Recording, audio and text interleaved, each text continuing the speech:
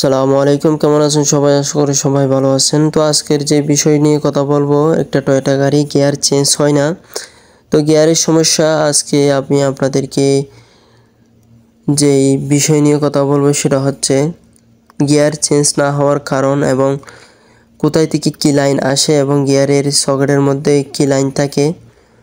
তো এই গাড়িতে গিয়ার সমস্যা, তো এখন আমি খুলবো।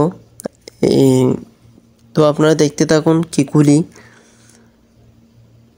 খুলবো আমি। তো এই যে আইসিইউটা খুলবো, কারণ এই আইসিইউতেই সব গিয়ারের লাইন দেওয়া হয়েছে। যত গিয়ার আছে, আর বলেন, ডি বলেন, ফার্কিন বলেন, এন বলেন, সব এখান থেকেই সাপ্লাই হয়ে এই গিয়ারের মধ্যে লাইন যাবে, তখন গাড়ি গিয়ার চেঞ্জ হবে, গিয়ার কাজ করবে। তো মূলত এই গাড়িটা অনেক দিন যাবৎ গাড়ি স্টার্ট দেওয়া হয় নাই।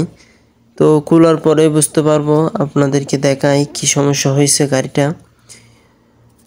তো এখানে মূলত এই সকেটের মধ্যে আপনাদের বেশি কিছু দেখার দরকার নাই। আপনারা দু একটা জিনিস দেখবেন, সেটা হচ্ছে ইনডিসপিউসের লাইন আছে কিনা, মেন লাইন আছে কিনা, আইসিইউ থেকে এখানে লাইন আসতেছে কিনা। এরপরে যদি আপনাদের কোনো প্রকারে যদি কোনো রকম এরকম যদি গিয়ারের সমস্যা, আপনারা অবশ্যই প্রথমত আপনাদের ফিউজ সবগুলো চেক করে নেবেন, ভিতরে বাহিরে। কারণ আপনারা হয়তো জানেন না কি ফিউজের কী কাজ। তো আমি বললেও তো হবে না, তো আপনারা চিনবেন না।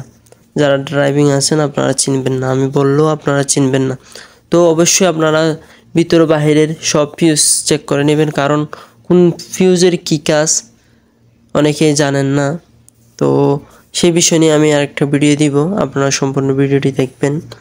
তো আজকে একটা বিষয় বলি, যখন গিয়ারের সমস্যা হবে, এরকম আপনাদেরও সমস্যা হতে পারে কোনো এক সময়। তো আসলে এটা হচ্ছে পুরাতন আইসিইউ, আমি নতুন আইসিইউ লাগাইছি।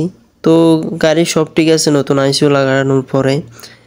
তো ভিডিওটা করার মূল কারণ হচ্ছে আমি আপনাদেরকে দেখাতে চাই কী সমস্যার কারণে এই যে আইসিইউটা নষ্ট হলো এবং গিয়ারের সমস্যা হলো। মূলত এই আইসিইউটা নষ্ট হওয়ার কারণ আপনারা হয়তো জানেন, কিছুদিন আগে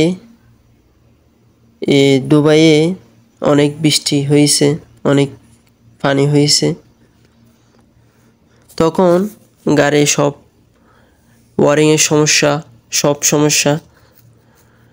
তো তখন বৃষ্টি হয়েছে, তখন এই গাড়িটা মানে পানির মধ্যে ছিল। তো এই আইসিইউতে পানি ঢোকার কারণে আইসিইউটা নষ্ট হয়ে যায়, যার কারণে গিয়ারের সমস্যা হয়। তো আজকে এতটুকুই। সবাই সুস্থ থাকবেন, ভালো থাকবেন। পরবর্তীতে নতুন আর ভিডিওতে আপনাদের সাথে দেখা হবে। আল্লাহ হাফেজ।